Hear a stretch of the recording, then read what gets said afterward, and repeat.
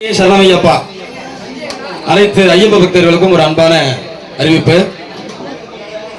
அருள்மிகு அங்காளம்மன் சக்தி பீடம் மற்றும் வார வழிபாட்டு மன்றம் தென்குடி சாமி பேர் டாக்டர் MSK அப்பூர் மாசாமி. இவங்க சிற்பக்கலையில் டாக்டர் பட்டம் பெற்றவங்க. கடந்த வருடத்திலிருந்து நமக்கு எங்கெல்லாம் கன்னிசாமி கன்னி பூஜை மாலை போட்டு கன்னி பூஜை நடத்த முடியாத இடங்கள்ல நம்ம சாமி அன்னதானம் செலவு எல்லாத்தையும் ஃபுல்லா ஏத்துக்கிட்டு கடந்த வருஷம் பாத்தீங்கன்னா ஒரு 23 பூஜைக்கு அன்னதான உதவி பண்ணாங்க. இந்த அன்னதான உதவி மட்டும் இல்லாம இங்க இருக்கக்கூடிய இந்த விக்கிரகங்கள் பாத்தீங்கன்னா இந்த 4 விக்கிரகமும் சாமி வாங்கி கொடுத்ததுதான். எங்கெல்லாம் நம்ம கன்னி பூஜை போடுறோமோ அங்க விக்கிரகத்தையும் எடுத்துட்டு போயிடலாம். சாமி அன்னதானமும் பண்ணுவாங்க. கிட்டத்தட்ட அது நமக்கு ஒரு 4 லட்சம் ரூபாய் செலவு பண்ணி நம்ம சாமி தான் நமக்கு வாங்கி கொடுத்தாங்க. போன வருஷம் கிட்டத்தட்ட ஒரு 23 பூஜைக்கு சாமி அன்னதான செலவு பண்ணாங்க. அதே மாதிரி பாத்தீங்கன்னா இப்போ இன்னைக்கு வரைக்கும் ஒரு 5-6 பூஜைக்கு நாங்க இப்ப முடிச்சிட்டோம். இன்னும் ஒரு 15-20 பூஜை நமக்கு வந்திருக்கு. நாங்க அந்த 20 இப்ப உள்ள பூஜை வைக்கணும், வரப்போடைய பூஜையை நான் உங்களுக்கு அறிவிப்பு கொடுக்குறோம். நீங்க இந்த நாங்க அறிவிக்கிற டேட் இல்லாம நீங்க யாராவது கன்னி பூஜை போடணும், இல்ல குரு பூஜையோ இல்ல வேற ஏதோ சக்தி பூஜையோ இருந்து எனக்கு அன்னதான உதவி வேணும்னு கேட்டீங்கன்னா கண்டிப்பா சாமியை பாருங்க, உங்களுக்கு அந்த உதவி கண்டிப்பா செஞ்சு கொடுப்பாங்க. வானந்தங்குடி ஸ்ரீ மகா காளியம்மன் ஆலயத்தில் இப்ப நடைபெற்று கன்னி பூஜை. இதனைத் தொடர்ந்து இன்று இரவு பாக்கம் கோட்டூர் கீழப்பாக்கம் ஸ்ரீ சித்தி விநாயகர் ஆலயத்தில் இரவு கன்னி பூஜை.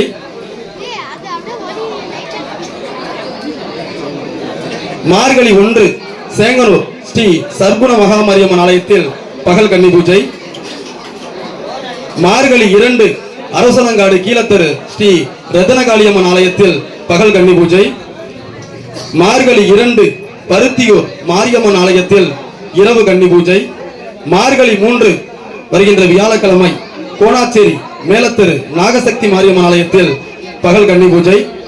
மார்கழி 4 சீதக்கமங்கலம் ஸ்ரீ செல்வமகா காளியம்மன் ஆலயத்தில் பகல் கன்னி பூஜை. மார்கழி 4 இரவு கோட்டூர் கேணிக்கரை ஸ்ரீ பொன்முத்து மாரியம்மன் ஆலயத்தில் இரவு கன்னி பூஜை. மார்கழி 5 அம்மையப்பன் ஸ்ரீ மகா காளியம்மன் ஆலயத்தில் இரவு கன்னி பூஜை. மார்கழி 6 வெள்ள மண்டபம் ஸ்ரீ மகா காளியம்மன் ஆலயத்தில் பகல் பூஜை. மார்கழி 7 கதிராமங்கலம் மாரியம்மன் கோவில் ஆலயத்தில் இரவு பூஜை. மார்கழி 6 எட்டியலூர் ஸ்ரீ புற்றடி மாரியம்மன் ஆலயத்தில் பகல் கன்னி பூஜை. மணக்காலையம்பேட்டை மில் தெரு மார்கழி 4 இரவு சக்தி பூஜை. மார்கழி 9 பருத்தியூர் ஸ்ரீ துர்க்கையம்மன் ஆலயத்தில் பகல் கன்னி பூஜை. கடகம்பாடி ஸ்ரீ முத்துமாரியம்மன் ஆலயத்தில் வருகின்ற மார்கழி 9 இரவு பூஜை. மார்கழி 10 வாழ்க்கை ஸ்ரீ முத்துமாரியம்மன் ஆலயத்தில் பகல் கன்னி பூஜை. மார்கழி 11 மணக்காலையம்பேட்டை ஸ்ரீ அங்காள பரமேஸ்வரி ஆலயத்தில் பகல் கன்னி பூஜை. அதம்பா கங்களாஞ்சேரி செங்கமேடு கன்னிகா பரமேஸ்வரி ஆலயத்தில் வருகின்ற மார்கழி 13 ஞாயிற்றுக்கிழமை பகல் கன்னி பூஜை. சேதனிபுரம் ஸ்ரீ மகா காளியம்மன் ஆலயத்தில் மார்கழி 13 ஞாயிற்றுக்கிழமை இரவு கன்னி பூஜை. இப்ப தொடர்ச்சியா பாத்தீங்கன்னா இந்த வருஷம் ஒரு 20 பூஜை கிட்டத்தட்ட சாமி அன்னதானம் பண்ணியிருக்காங்க. நீங்க செய்யக்கூடிய கன்னி பூஜைக்கு அன்னதான உதவி வேணும்னா கண்டிப்பா நம்ம அம்மா ஐயாட்ட உதவி கேளுங்க, கண்டிப்பா செஞ்சு கொடுப்பாங்க. இந்த உதவிகள் மட்டும் இல்லாம ஸ்ரீ அங்காளம்மன் வார வழிபாடு மன்றம்னு சொல்லி ஒரு வழிபாடு மன்றம் வச்சிருக்காங்க. அந்த வழிபாட்டு மன்றத்துல படிக்க முடியாத குழந்தைகளுக்கு, கல்வி வசதி இல்லாத குழந்தைகளுக்கு கல்வி உதவி, அதே மாதிரி வயது முதிர்ந்தவங்க மருத்துவ வசதி இது போல நிறைய வசதி உதவி அவங்க செஞ்சு கொடுத்துட்டு இருக்காங்க. ஆகையினால இந்த உதவி மட்டும் இல்லாம உங்களுக்கு எந்த உதவிகள் தேவைப்பட்டாலும் கண்டிப்பா ஸ்ரீ தென்குடி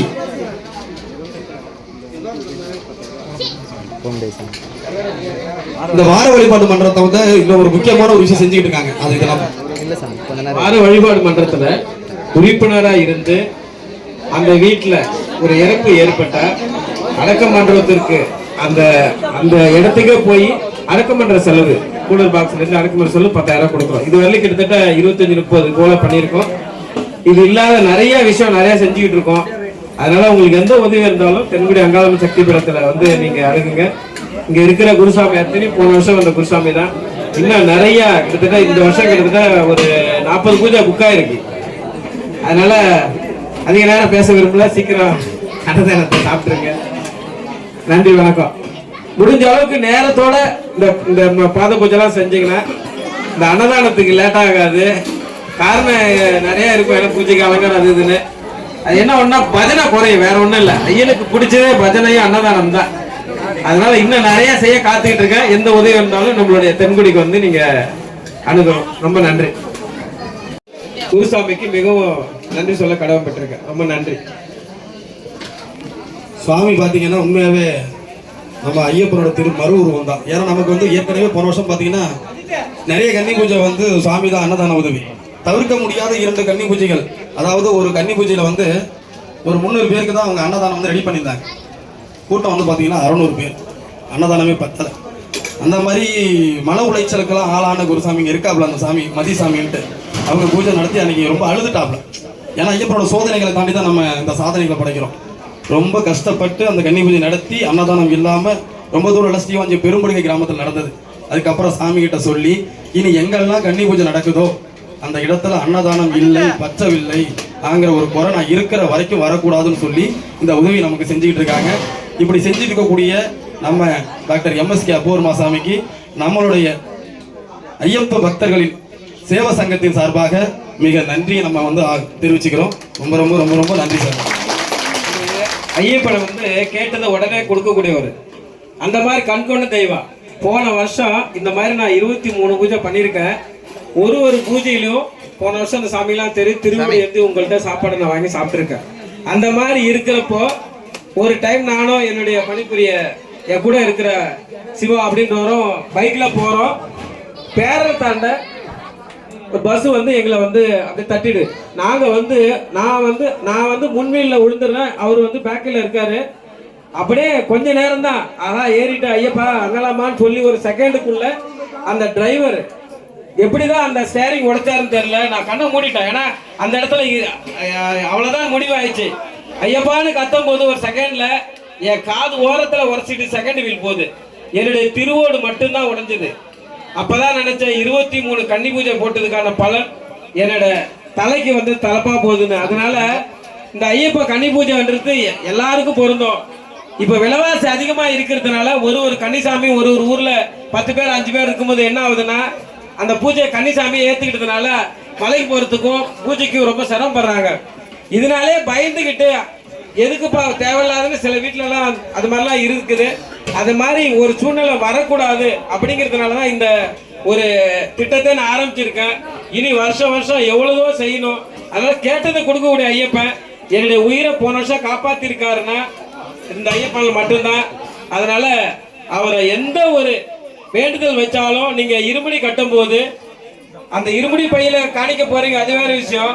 உங்களுடைய கோரிக்கையை ஒரு வெத்தலை பாக்கல 11 ரூபா முடிஞ்சு உங்க சைடு பையில வச்சுக்கிட்டு நீங்க அந்த இருமுடியோட ஐயப்பனை பார்க்கும்போது அந்த ஐயப்பனுக்கு நேராவே அந்த உண்டியல் நீங்க 11 ரூபா செலுத்தினீங்கன்னா அடுத்த வருஷம் போகிறதுக்குள்ள உங்களுடைய கோரிக்கை கண்டிப்பா நிறைவேறும். இது நான் அறிஞ்ச உண்மை. ஏன்னா போன வருஷம் நம்ம இடத்துல இவ்வளவு பூஜை போடுறோம், உன் இடத்துல ஒரு பூஜை போடலையா ஐயப்பான்னு பாத்தீங்கன்னா 100 பேர் 100 அடி லென்த்து அவ்வளவு பேர் ஷெட் எனக்கு அமைச்சு கொடுத்தாரு. அதனால எது கேட்டாலும் செய்யக்கூடிய ஐயப்பன். அதனால ஒவ்வொருத்தரும் உங்க கோரிக்கையை போகும்போது கண்டிப்பா அந்த 11 ரூபா அந்த இருமுடியில வச்சு அந்த நேரத்தில் உங்களால பிரிக்க முடியாது. தனியா ஒரு இது அப்படியே 11 ரூபா முடிஞ்சு ஒரு மஞ்சத்துல கூட நீங்க முடிஞ்சு வச்சுக்கலாம். அந்த கோரிக்கை அந்த நீங்க படியாறும் போது இருமுடியை கையில வச்சுட்டு அந்த 11 ரூபாய் சைடு பையில இருந்து எடுத்து அவங்கள்ட்ட அந்த 11 ரூபாய் செலுத்திட்டு வாங்க. கண்டிப்பா வர வருஷம் குழந்தை இல்லை, அவங்களுக்கு குழந்தை கல்யாணம் ஆகும், என்ன வேணாலும் கேட்டது கொடுப்பாரு. அதனால அதை மட்டும் செய்யுங்க. சாமி சரணம், சாமி சரணம்.